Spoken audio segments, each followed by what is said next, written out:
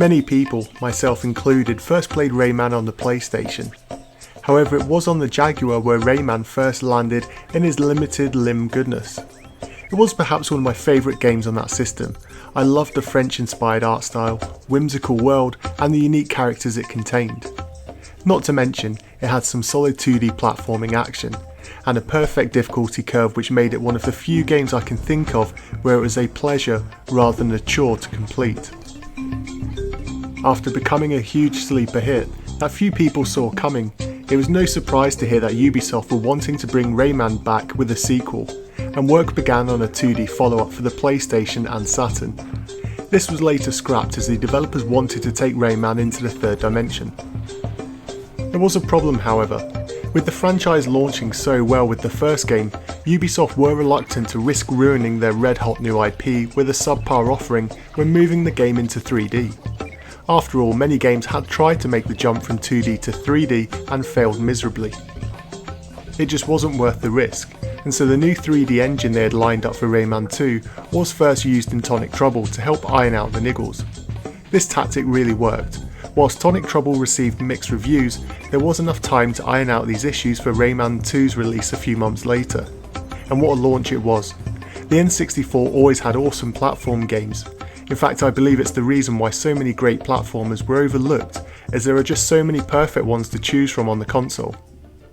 For me, Rayman 2 falls somewhere into that category. It received pretty much universally positive reviews, hitting 9 out of 10 in many reviews at the time, and yet it sold modestly on the system. But for those of us who picked this up, we had something special. Rayman 2 The Great Escape doesn't have the most in-depth storyline. The Chamber of Teensies has erupted, and a large swathe of robotic pirates swoop in and enslave everything they come across on Rayman's world. So where better to kick this adventure off than a prison break, and then you're straight into the game's action-packed world. Rayman 2 is a traditional platformer in every sense. You take control of our lovable hero and play your way through over 45 environments, crossing countless themes and styles. You of course have an ever-growing skill set which develops throughout the game as you pick up new moves which you must master. This of course involves the basic running and jumping, but moves such as hovering, climbing and swimming really give you everything you need to go off the beaten track and explore these lush environments. Blended in with the platforming action are many clever and well-designed puzzles. In this day and age, the formulas the game contains have now become tried and tested, but for this time they felt fresh and original, and they have little more depth than you find in some of the other console's masterpieces. One of my personal highlights of the game, however, is the epic boss battles. Whilst they don't drag on for too long or offer an insane amount of challenge, they are a pleasure to play, and with the game having more obstacles than enemies, it's refreshing to finally take down a boss in each area. I'm really one to lust after the gorgeous graphics of games, but in Rayman 2 it simply is beautiful. When playing in standard res mode or in the medium resolution mode with the expansion pack, the game looks simply incredible. Sure, the PC version clearly will look the best, but the N64 version lined up there with some of the best looking games on the console. It's strange that there are some people who don't care for the art style in the series.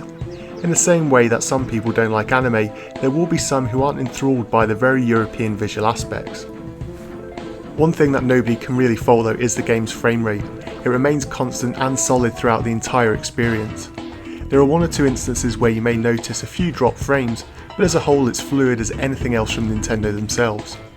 The camera system is also a usual niggle for platformers of this time, but in Rayman 2 it pretty much nails it, and you'll rarely find the camera getting stuck into position or in the wrong place at the wrong time.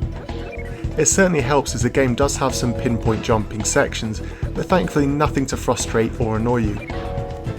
The controls are also thankfully razor sharp. The analog stick offers a level of freedom that you'd expect, but with the instant responsiveness that you really need in games of this genre. In the same way that Mario 64 just felt right the instant you picked it up, Rayman 2 gives you the same feeling of being able to go anywhere and do everything. And like Mario 64, the game doesn't pummel you with an army of endless enemies to deal with in droves. Instead, enemies are scattered throughout the land, and you can move freely around to decide whether you want to fight or flee, depending on what style of approach you wish to take.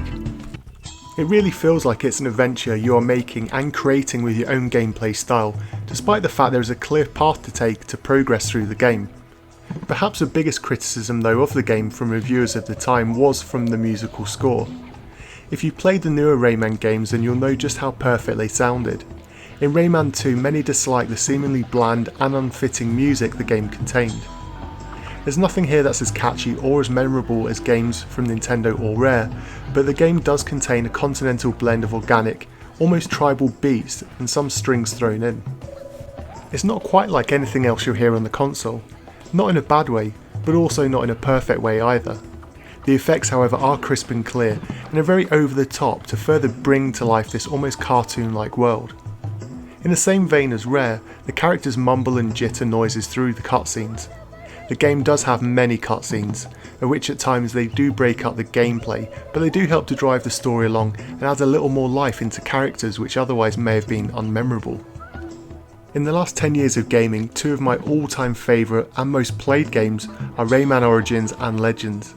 The series moved back to 2 dimensions for these later releases, but at a time when developers felt that only 3D platformers would sell, Rayman 2 stands out as being an often overlooked hidden gem. If you'd have taken away the classics from Rare, then the game perhaps would be more fondly remembered.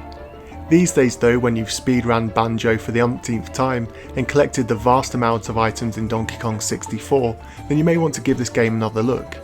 It's a back to basics 3D platformer which gives you a handful of amazing gaming hours rather than extending the game with fetch quests or gimmicks. But what I really want to know is why didn't you pick this up first time around?